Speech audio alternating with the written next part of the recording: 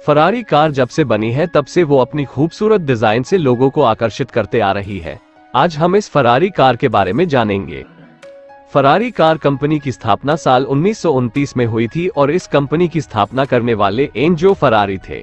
Enzo Ferrari, जिनका पूरा नाम एंजो एंसेल्मो ग्यूसेप मारिया फेरी है, जिनका जन्म 20 फरवरी 1898 में इटली देश में स्थित मोडेना राज्य में हुआ था।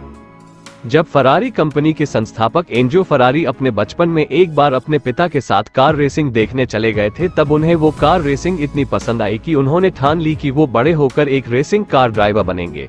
तब से वो हमेशा हर एक कार रेसिंग कंपटीशन देखने जाते थे। एंजो फरारी ने मोडेना कॉलेज से अपनी स्नातक स्तर की ग्रेजुएशन पूरी की थी। उसके बाद वो अग्निशामक दल वर्कशॉप के एक स्कूल वो शिक्षक बन के काम करने लगे।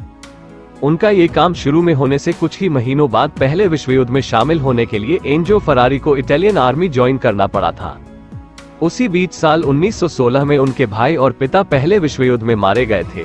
इसकी वजह से उनको बहुत बड़ा झटका लगा था और उनके परिवार की आर्थिक हालत बहुत खराब होने लगी। इसकी वजह से एंजो फरारी विश्व युद्ध से वापस लौट आए और फिर से नौकरी की तलाश करना शुरू कर दिया। इसी बीच उन्होंने उस वक्त की लोकप्रिय कार कंपनी फिएट में नौकरी की तलाश की थी, लेकिन वहां नौकरी के लिए जगह न होने के कारण उन्हें रिजेक्ट कर दिया गया था। बाद में काफी कोशिशों के बाद उन्हें इटली के शहर तुरीन में मोटर कंपनी में एक टेस्ट ड्राइवर के तौर पर काम मिला था। एंजो फरारी ने ऑटोमोबाइल क्षेत्र के बारे में कोई पढ़ाई नहीं की थी, लेकिन उनको कारों का बहुत ही ज्यादा शौक था, इसलिए वो मोटर कंपनी में काम करके अनुभव ले रहे थे और सब काम सीख रहे थे। उनको कार का बहुत ही ज्यादा शौक होने के कारण उनको कारों का ज्ञान बहुत ही ज्यादा था। उसके बाद साल 1919 में उनके कारों के प्रति आत्मविश्वास और ज्ञान को देखते हुए उन्हें रेसिंग कार ड्राइवर के पद के लिए चुना गया था। इस तरह उन्होंने जो बचपन के दिनों में रेसिंग कार ड्राइवर होने का सपना देखा था वो पूरा हो गया था। उसके बाद उन्होंने बहुत सारे कार रेसिंग कंपटीशन खेले थे और काफी सारे कंपटीशन जीते भी थे। साल 1925 में उनके कार रेसिंग पार्टनर की रेसिंग कंपटीशन खेलते समय मौत हो गई थी। इसका बहुत बड़ा झटका एंजो फरारी को लगा था। इस घटना के वजह से उनका कार रेसिंग से मन उड़ गया था।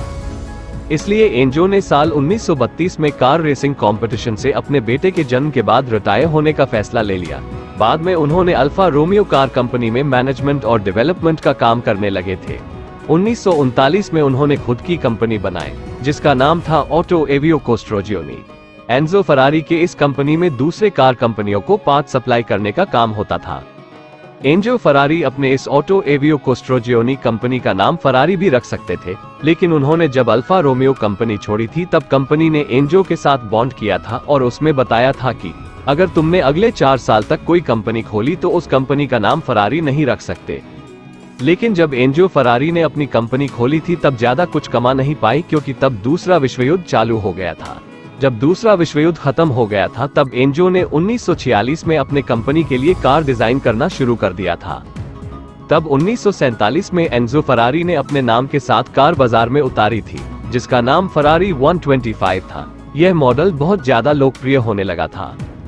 उसके बाद फरारी कंपनी की बनाई हुई कारों को रेसिंग में भी कंपटीशन के लिए शामिल किया जाने लगा। उसके बाद एंजो फरारी ने 1951 में अपना पहला ग्रैंड प्रिक्स मॉडल बेचा था। इसके बाद फरारी कंपनी पूरी दुनिया में लोकप्रिय हो गई और तब उन्होंने और नए डिजाइन और नए फीचर वाले मॉडल बनाना चालू कर दिया।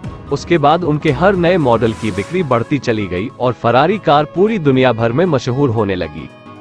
इस वीडियो का कौन सा पार्ट आपको ज्यादा आकर्षित करता है, कमेंट बॉक्स में लिखकर जरूर बताएं। मिलते हैं अगली वीडियो में नए मोटिवेशन और नए टॉपिक के साथ। जय हिंद, जय भारत।